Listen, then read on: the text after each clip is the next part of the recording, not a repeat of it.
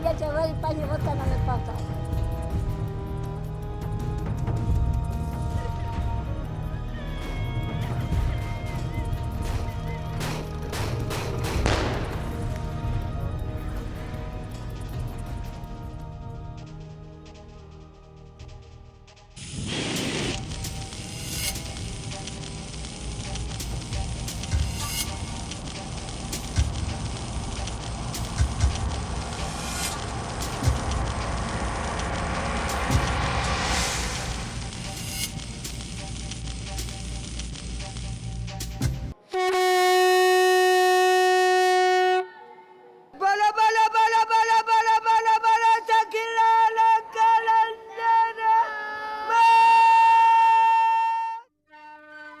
सिंध में ज़िंदगी एक फ़कीर की सदा बनकर रह गई है।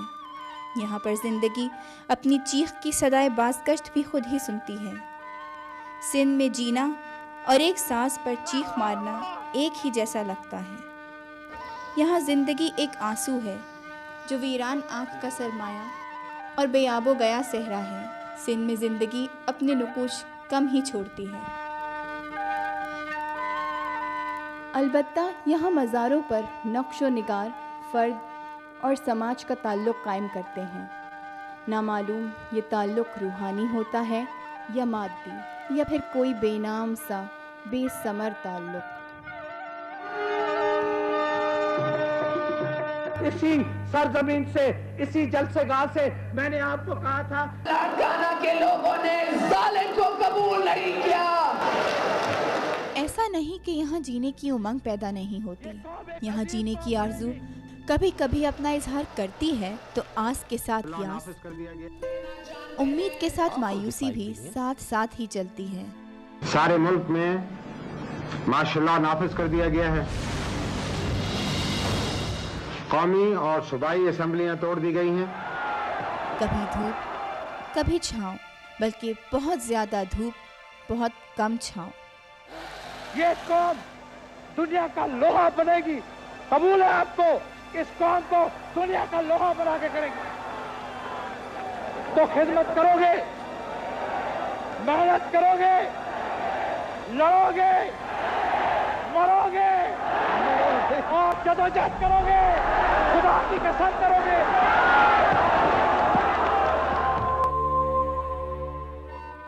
سندھ قبائلی تنازعات، عزت کے نام پر قتل کی وارداتوں، انسانی وقار کی پامالی، جابرانہ پولیس شاہی، جاگیرداروں کی نجی عدالتوں اور شہری علاقوں میں نو گو ایریاز کا مرکز بنا ہوا ہے۔ دوسری طرف یہ صوبہ سیاسی بلند نظری اور فیصلہ سازی میں خواتین کی شمولیت کے حوالے سے بھی ایک نمایاں پہچان رکھتا ہے۔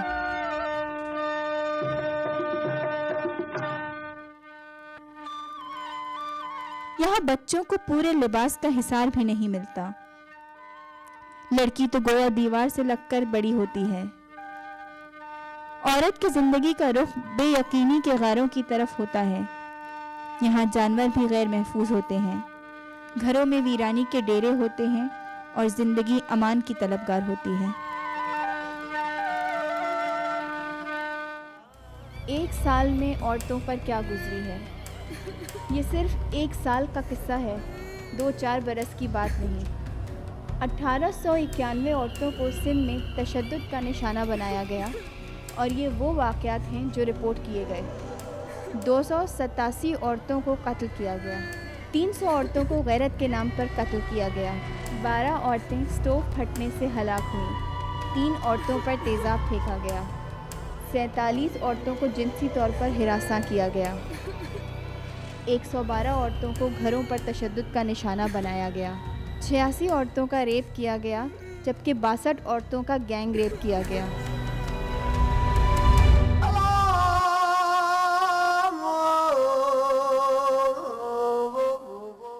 ہم سائنس اور ٹیکنالوجی پڑھتے ہیں، مگر ہمارا سماجی اور اقتصادی ڈھانچہ ہمیں نئے دور میں داخل ہونے سے روکتا ہے۔ ہمارے ذہنوں میں صدیوں پرانے سائنس دشمن خیالات ہیں۔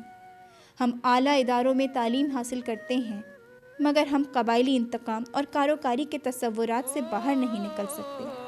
ہم بیٹیوں پر علم کے دروازے بند کر دیتے ہیں۔ نہیں پڑھی ہوئی نہیں ہوں۔ जो लड़की दी जाती है किसी के जुर्म में, तो उनसे जो सलूक किया जाता है वो कभी जूती नहीं पहनती उम्र भर, और उसको चारपाई पर सोने का हक नहीं है, उनको नए कपड़े पहनने का हक नहीं है, और वो बचा हुआ खाना खाएगी, और वो जिस कबीले को वो दी जाती है उसमें से जो भी बदसूरत होगा, कोई बंदा या पीरसन होगा या माजूर होगा, तो कोशिश करके उससे वो ब्याही जाएगी। सिंध में वडेरों के साथ साथ रूहानी जागीरदारों का हुक्म चलता है। यहाँ मज़हब, दीन, रियासती और क़ानूनी इदारे और आलमगीर अखलाकी निज़ाम सानवी हैसियत रखते हैं। यही वजह है कि वडेरे अपनी ज़मीनों और जागीरों को अपने ख़ानदान के मर्दों की मिल्कियत में रखने और औरतों को उनके हक़ से महरूम करने के लिए कुरान से शादी कर देते हैं। एक मोहतात अंदाज़े के मुताबिक सिंध में लगभग 10,000 ऐसी बदनसीब ख़वातीन हैं जिनकी कुरान से शादी कर दी गई।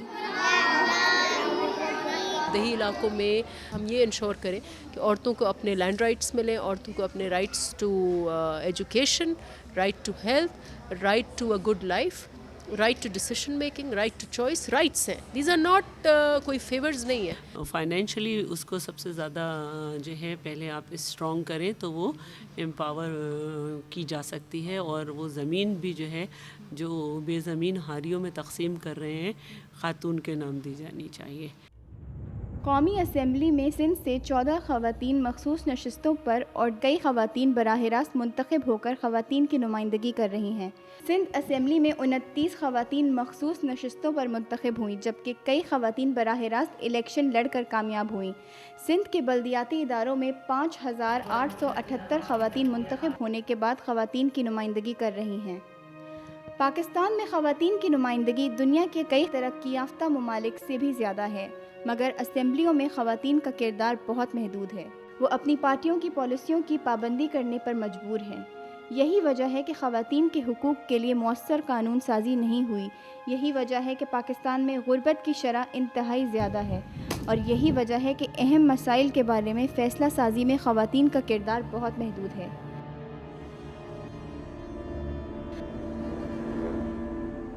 हम फ़ैसला साजी में ख़वातीन को शामिल करके ही कारोकारी की लानत से निजात पा सकते हैं। हम ख़वातीन को बाइख्तियार करके क़बाइली तनाज़ात से छुटकारा पा सकते हैं। कहते हैं कि वो अपने मर्द के साथ शाना बशाना काम करती है, अपने घर की ज़िम्मेदारी जॉइंटली संभालती है। अगर मर्द लकड़ियाँ काटने जाता है तो वो खाना पकाने की ज़िम्मेदारी उठाती है।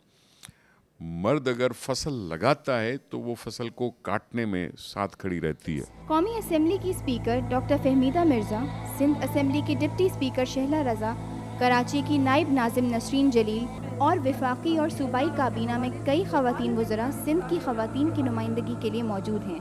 मगर क्या ख़वातीन की नुमाइंदगी हो रही है?